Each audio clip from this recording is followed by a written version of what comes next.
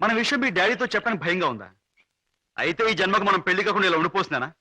లేక భయంతో నువ్వు చెప్పలేక ఎప్పుడో ఎవనో ఆయన తీసుకొచ్చి కట్టబెడితే? కిషోర్, ఏమిటా మాటలు? ప్రేమించిన నిన్ను కాక ఇంకొకరిని చేసుకుని నేను బ్రతకలను అనుకున్నావా? ఈ జన్మకి నిన్ను తప్ప ఇంకెవ్వరిని పెళ్లి చేసుకోను. తప్పనిసరి అయితే నా ప్రాణాలైనా ఇస్తాను కిషోర్. పద్మ, ప్రేమించిన మనిషి గురించి డాడీతో చెప్పడానికి భయం ఎందుకమ్మా? అన్నయ్య, పోనీ డాడీతో చెప్పడానికి భయం అయితే ఈ అన్నయ్యతో చెప్పొచ్చుగా. మీరు పద్మ అన్నగారా? అవును. అంటే లాయర్ రాజా కదూ? ఎస్. నమస్తే. నమస్తే. మీ గురించి పద్మ ఎప్పుడు చెప్తూ ఉంటుంది. పద్మ ఈ విషయం నాకెప్పుడు చెప్పలేదు. అయినా నీ ఫేమును గురించి మీ ప్రేమను గురించి నాకు బాగా తెలుసు. అరే, ఇన్ని విషయాలు ఎలా తెలుసుకున్నారు? చిట్టి చెల్లెలు క్షేమాన్ని 1000 కళ్ళతో కనిపెడుతున్న అన్న అన్ని విషయాలు తెలుసుకుంటాడు. పద్మ, నువ్వేం భయపడకమ్మా. నాన్నగారితో ఈ విషయం నేను చెప్తాను. అతని పేరేమిటి? పేరు కిషోర్ కుమార్. పేరున్న పాటగాడి. ఆటగాడిగా పేరేనా? వేరే ఇంకేమైనా ఉన్నవాడు? పెద్దగా ఉన్నవాడు కాదు, కానీ మనసున్న మంచి మనిషి. నీకు అతని గురించి విన్నాను, తెలుసుకున్నాను. వాళ్ళు ఎంత గాఢంగా ప్రేమించుకున్నారు? ఒకరి కోసం ఒకరు ఎంతైనా త్యాగం చేసుకునేటంత. అయితే నేను అతన్ని కలిసి మాట్లాడి చెప్తాను. Okay.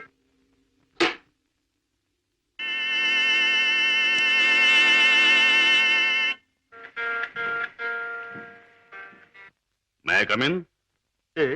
Please come in. You are mister Kishore, I suppose. మీరు? I'm Shashibhushan Rao, multi millionaire, business magnate and Padma's father. నమస్తే. మీరు ఇలా వచ్చినందుకు చాలా సంతోషంగా ఉంది. ప్లీజ్ కూర్చోండి సార్. ఎక్కడ కూర్చోవాలి?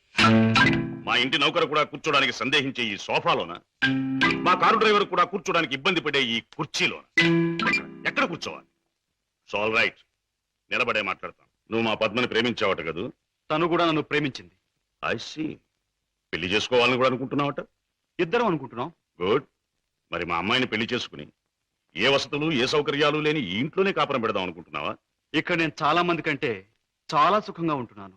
I agree. ఇంతకంటే సుఖాలు తెలియవు గనక నువ్వు ఇక్కడ సుఖంగానే ఉండవచ్చు. కానీ ఐశ్వర్యంలో పుట్టి సంపదలో పెరిగి మంచం మీద కాలు కార్పెట్ మీద, కార్పెట్ మీద కాలు కారులో నువ్వు పెట్టే నా కన్న కూతురు ఇక్కడ సుఖంగా ఉండగలదా? ఉండగలను అని తను మొండిగా అనొచ్చు. కానీ మిస్టర్ కిషోర్, కాశ్మీర్ మంచులో పుట్టిన ఖరీదైన యాపిల్ చెట్టు మన పెరటి మట్టిలో పెరగలేదని దానికి తెలియదు. పెంచే తోటమాలికి మాత్రమే తెలుసు. ఏమంటావు? మహారాజు కూతురైన సీత కట్టుకున్న వాడితో కారడవులో బ్రతికింది అంటాను. చూడు కిషోర్, ఒక్కడే రాముడు ఉంటాడు, ఒక్కతే సీత ఉంటుంది, ఒక్కటే రామాయణం. అందరూ రాముళ్ళు కారు, అందరూ సీతలు కారు, అన్ని జీవితాలు రామాయణాలు కారు. అంతేకాదు, ఆనాటి సీతకు అడవిలో ముందుదయ్యే కష్టాలు, రావణాసురుడు సంగతి తెలియక వెర్రి తల్లి వెళ్ళింది. ఆమె జీవితం చదువుకున్న ఈ కాలపు ఏ ఆడపిల్ల అడవిలోకి అడుగు పెట్టదు. పెట్టబోయినా కన్న తండ్రి అడ్డుపడతాడు. అంటే మీరు మా పెళ్లికి ఒప్పుకోనంటారా? ఏ, నన్ను ఒప్పించగలనంటావా? ప్రేమకు అర్థం మీకు తెలిస్తే? ప్రేమ ప్రేమ ప్రేమ మాటలు వచ్చే రోజుల్లో ప్రతి పసిపిల్లవాడు మొదటిగా మాట్లాడే మాట అమ్మ అయితే, గడ్డాలు వచ్చే రోజుల్లో ప్రతి అడ్డమైన వాడు మాట్లాడే మొదటి మాట ఈ ప్రేమ. అర్థం లేని కథలు, వ్యర్థమైన సినిమాలు చూసి ప్రేమ గొప్పదనే ప్రతివాడికి ఒక అమ్మాయిని అంటగట్టి ఎడారిలో వదిలిపెడితే ఒక్క రోజులో అంటాడు ప్రేమ కంటే అన్నం ముఖ్యం అని. చూడు కిషోర్, ఈ లోకంలో అన్నం కావాలన్నా, ఆనందం కావాలన్నా, సుఖం కావాలన్నా, సంతోషం కావాలన్నా కావాల్సింది డబ్బు అని నా అభిప్రాయం.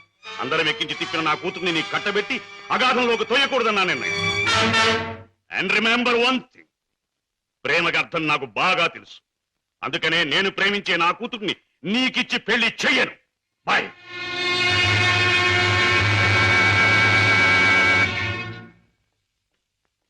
Daddy, కిషోర్ని కలిశారా? Yes.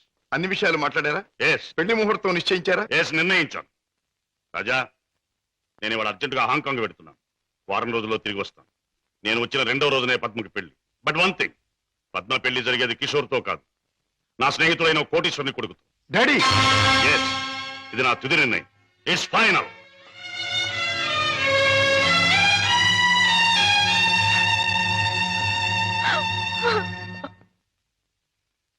Mister Ramesh, Gupta and Gupta file తీసుకురా. Yes sir.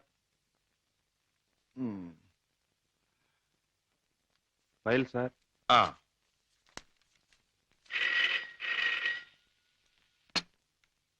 Hello, Raja speaking. నేనే అన్నయ్య. దురదృష్టవంతురాలైన నీ చెల్లెలు పద్మని. అన్నయ్య, పసితనంలో నా తొలి పలుకులు నువ్వు విన్నావు. ఇప్పుడు నా తుది పలుకులు వింటున్నావు. అమ్మా ఏమిటమ్మా నువ్వు మాట్లాడేది? తుది పలుకులు అంటున్నావు ఏమిటమ్మా? అంటే ఇవి నేను పోయే ముందు చెప్పే ఆఖరి మాటలన్నయ్య. ఇంకొంతసేపట్లో నేను చావబోతున్నాను. ఏమిటి పద్మ నువ్వు అనేది? తమాషాగా మాట్లాడుతున్నావా? లేదన్నయ్య, నిజమే చెప్తున్నాను. కోరుకున్న మనిషికి చేరువ కాలేను నేను అందరికీ దూరంగా వెళ్ళిపోతున్నాను. నా ముందు ఎన్నో నిద్ర మాత్రలున్నాయి. అంత పని చేయొద్దమ్మా. నా మీద నీ గౌరవం ఉంటే ఆ నిద్ర మాత్రం ముట్టుకోకమ్మా. డాడీకి చెప్పి నీకు కిషోర్కి పెళ్లి నేను జరిపిస్తానమ్మా. నా మాట నమ్మమ్మా, నా మాట నమ్ము. లేదన్నయ్య, డాడీ నా ఇష్టానికి ఒప్పుకోరు. ఆయన ఇష్టానికి నా మనసు అంగీకరించదు. అందుకే అమ్మ దగ్గరికి వెళ్ళిపోతున్నానన్నయ్య. నా గొంతులోకి మరికొన్ని మాత్రలు వెళ్ళిపోతున్నాయి. పద్మ పద్మ వద్దమ్మా, అంత పని చేయకమ్మా. నువ్వెక్కడి నుంచి మాట్లాడుతున్నావమ్మా? ఇంటి దగ్గర నుంచేనా? కాదన్నయ్య, ఇంట్లో అయితే చచ్చేటప్పుడు కూడా డాడీకి భయపడుతూ చావాలి. అందుకే ఊళ్ళో లేని ఒక స్నేహితురాలింటికొచ్చి. రమేష్, సార్, నువ్వు పక్క ఫ్లాట్కి వెళ్ళి ఎక్స్చేంజ్ ఫోన్ చేసి ఏ అడ్రస్ నుంచి ఈ ఫోన్ కాల్ వచ్చిందో తెలుసుకో. అమ్మా నువ్వు చావడం తప్పమ్మా. భగవంతుడు ఇచ్చిన బ్రతుకు చివరిదాకా బ్రతకాలమ్మా. కొన్ని బ్రతుకులు సవ్యంగా అంతమవక ఇలా అర్థాంతరంగా పోతూనే ఉంటాయి. చెల్లెమ్మా address sir. Padma Padma mister Raja, మీ చెల్లెలికి ఏమీ ప్రమాదం లేదు. స్టమక్ వాష్ చేసి గండం నుంచి బయటపడేట్టు చేశాం. స్పృహ వచ్చింది, వెళ్ళి చూడొచ్చు. Thank you very much. ఎంత సాహసం చేశావు. నిన్ను రక్షించుకోలేకపోతే ఈ అన్న జీవితాంతం కుమిలి కుమిలి బాధపడేవాడు. నన్నెందుకు రక్షించావయ్యా? ఎందుకు? కిషోర్తో నీ పెళ్లి జరిపించి నీ జీవితం కలకల్లాడుతూ ఉండేటట్టు చేయటానికి. అన్నయ్య, అవును, డాడీ రాకుండానే దగ్గరుండి మీ పెళ్లి జరిపించడం. మూడు ముళ్ళు పడ్డాక ఆయన వచ్చినా మీతో రాజీ పడక.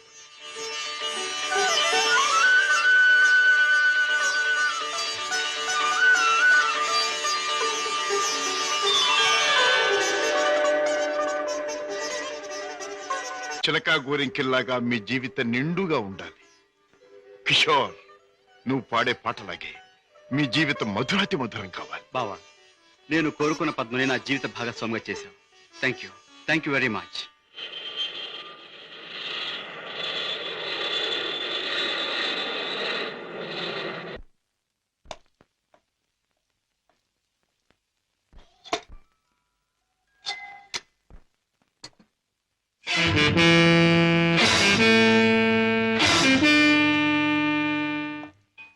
రాజా, డాడ్, పద్మ ఇక్కడ. భర్తతో కాపురాలు దాని పెళ్లి ఎవరు చేశావు? కాని పని కాదు కనుక నేనే చేశాను. అన్నవాణ్ణి నేను కానివాణ్ణి అయ్యానా? నువ్వే నిర్ణయం తీసుకోవడానికి. తప్పుగానప్పుడు తప్పనిసరి అయినప్పుడు ఎవరైనా నిర్ణయం తీసుకోవచ్చు. అయితే నీ మాత్రం ఆలోచన జ్ఞానం నాకు లేవంటావా? ఉండొచ్చు, కానీ మీ ఆలోచన జ్ఞానము చెల్లాయి ఆత్మహత్య చేసుకున్న తర్వాత ఆమెను బ్రతికించలేవుగా.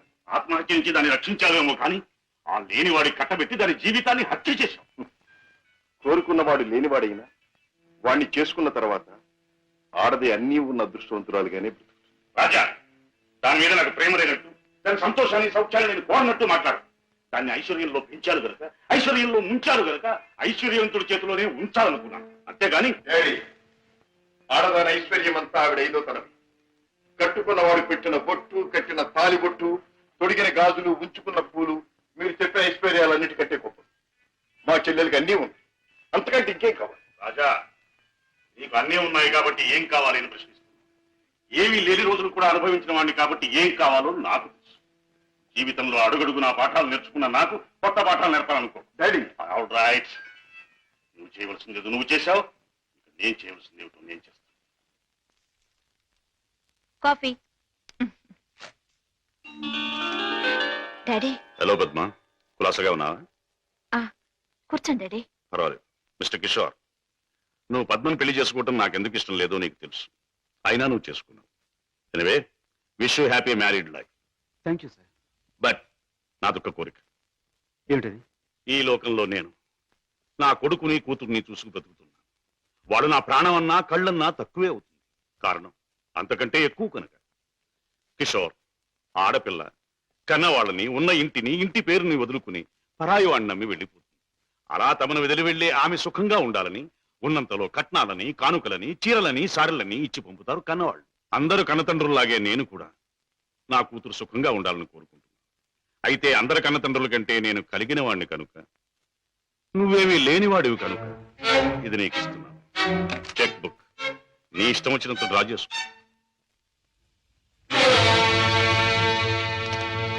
ఏమిటిది? ముష్టిస్తున్నారా లేక ధర్మం చేస్తున్నారా?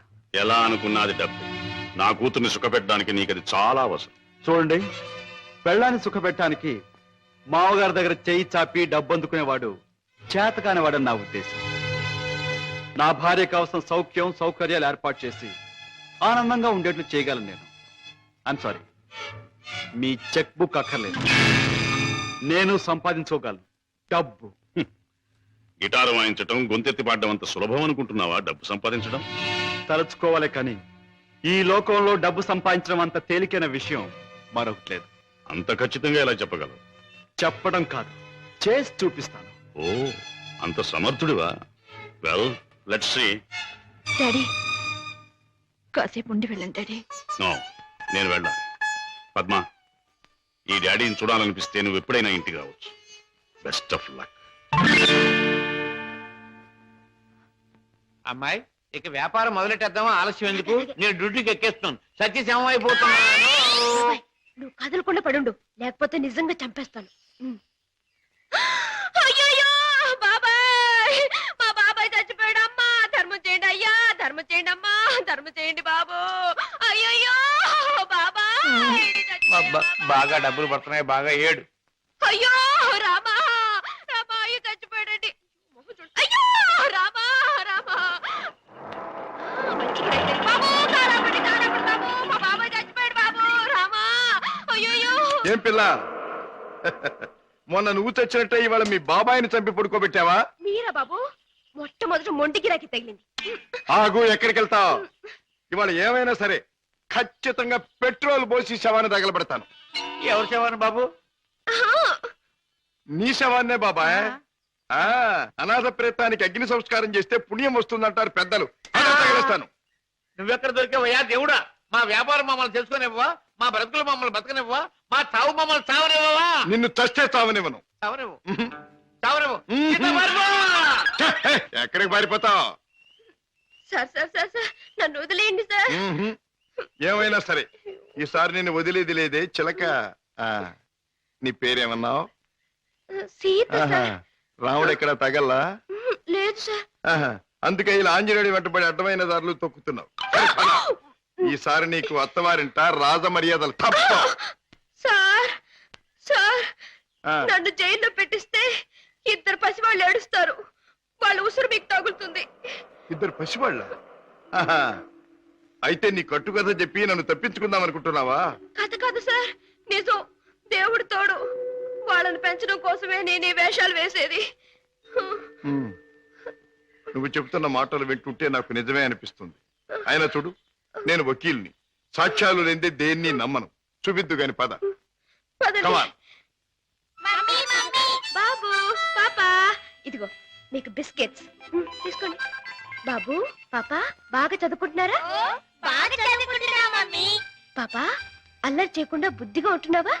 మమ్మీ మమ్మీ మమ్మీ డాడీ ఎక్కడా? డాడీ చాలా దూరంలో ఉన్నారు. ట్రైనింగ్ పూర్తయిన వెంటనే తప్పకుండా వచ్చేస్తారు. త్వరగా రమ్మని ఉత్తరం రాయి అలాగే, మమ్మీ. తప్పకుండా రాస్తాను. టైం అయిపోతుంది, వెళ్ళండి. మమ్మీ, టాటా.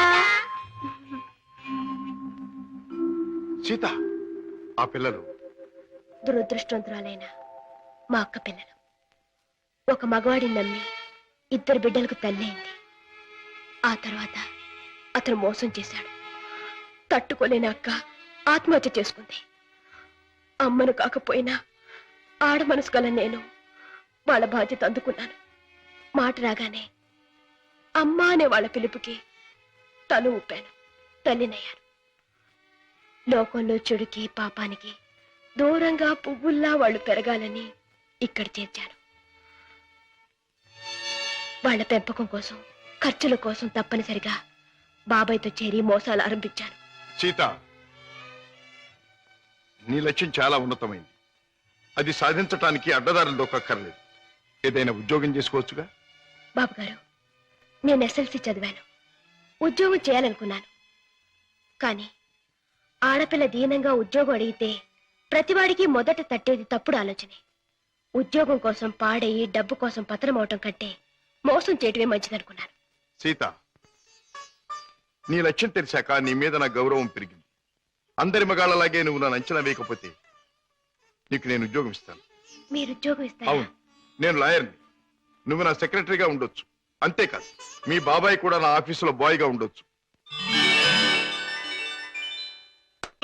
దొంగరాముడు, హాయిగా జేబులు కొట్టుకుంటూ 3 జేబులు 6 పరసలుగా ఉండే నీ బ్రతుకు ఇలా తెల్లవారిందిరా. పైగా కాకి డ్రెస్ ఒకటి అస్తమానం పోలీసులు జ్ఞాపకం రావడానికి. I'm very sorry for you man. నువ్వు ఆఫీసులో చేయవలసిన పనులేమిటో చెప్తాను. చెప్పండి బాబు. నో బాబు అండ్ గీబు, యు మస్ట్ సే బాస్. అలాగే బాస్. Good, very good. నాకేమైనా ఫోన్స్ వస్తే అవి ఎక్కడి నుంచి వచ్చినాయో నాకు చెప్తూ ఉండాలి. ఎవరైనా క్లయింట్స్ వస్తే మర్యాదగా వాళ్ళని కూర్చోబెట్టి వాళ్ళ వివరాలన్నీ కూడా నాకు చెప్తూ ఉండాలి. నీకు టైప్ వచ్చున్నావు గనక నేను అవసరం వచ్చినప్పుడు చెప్పిన విషయాలన్నీ కూడా టైప్ చేస్తూ ఉండాలి. ఓకే? ఓకే. అది నీ సీట్. వెళ్ళి కూర్చో.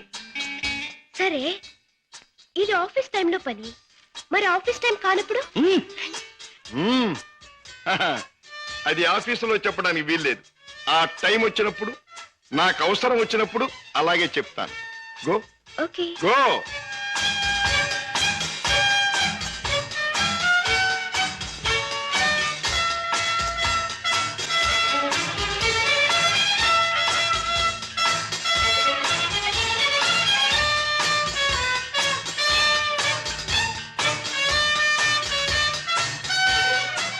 As per the proceedings and dictations of the court, it has been clearly understood that... Hello? Hi, Kishore! Congratulations, congratulations! నాకు మేనల్లుడు పుట్టాడు. ఇప్పుడే వచ్చేస్తున్నాను. Okay okay. ఒరే అల్లుడు, మేనల్లుడు, నా ముద్దుల మేనల్లుడు. ఇదిగోరా, నువ్వు వాడుకోవడానికి బొమ్మ తెచ్చాను. పోనీ టైల్. ఇదిగో రైలు ఎక్కి ఎక్కడికైనా వెళ్ళిపోవచ్చు. చూసావా పద్మ, అల్లుడికి ఆడుకునే వయసు రాకుండానే ఎన్ని బొమ్మలు తీసుకొచ్చాడు అన్నయ్య. అన్నయ్య, ఏమిటమ్మా? నువ్వు అసలు వాడికి ఇవ్వాల్సింది ఇవి కావు. మరిచ్చేది ఏమిటో చెప్పమ్మా. ఎంత కష్టపడైనా సరే తీసుకొస్తాను. ఒక బుల్లి పెళ్ళాన్ని. వెళ్ళన్నా. అన్నయ్య, ఏమిటమ్మా? డాడీ ఊళ్ళో లేరా? ఆయన సంగతి నీకు తెలుసు కదమ్మా. ఏదో లాంగ్ టూర్ కానీ స్టేట్స్ కు వెళ్ళారు. తాతగారు అయ్యారని నేనే టెలిఫోన్ లో చెప్పాను. ఓకే అమ్మ, టైం అయింది, వస్తాను. కిషోర్, నా చెల్లెలి కాపురాన్ని చూస్తుంటే నాకెంతో ఆనందంగా ఉంది. ప్రేమించే భర్త, ముద్దొచ్చే బిడ్డ, చక్కని ఇల్లు, ఇంతకంటే ఏం కావాలి? నువ్వు పూల్లో పెట్టి చూసుకుంటున్నావని కూడా తెలిసింది. I'm really very very happy. బావా, పద్మం చేసుకున్నాక నా జీవితంలో పెద్ద మార్పు వచ్చింది. ఆస్తి, అంతస్తు అన్నీ పెరిగాయి. గుడ్ కిషోర్, పుట్టిన బిడ్డ వల్ల కూడా నీకు మరింత అదృష్టం కలిసి రావాలి. I wish you all the best. పెద్దయ్య గారు, పద్మమ్మకి మగబిడ్డ పుట్టాడు. తెలుసు, రాజా ఫోన్ లో చెప్పాడు. బుల్లిబాబు ఎంతో ముద్దుగా ఉన్నాడు పెద్దయ్య గారు. పద్మమ్మ బాబుకి మీ పేరే పెట్టుకుంది. అవునయ్య గారు, మీరెక్కడున్నా ఆ పసివాడిలో మిమ్మల్ని చూసుకోవచ్చని మీ పేరే పెట్టిందట. రామయ్య, అయ్యా. ఇదిగో ఈ డబ్బుతో బాబు కావాల్సినవన్నీ కొని తీసుకెళ్ళు. అలాగేనయ్యా. ఇదిగో తాతయ్య పంపించాడని చెప్పు.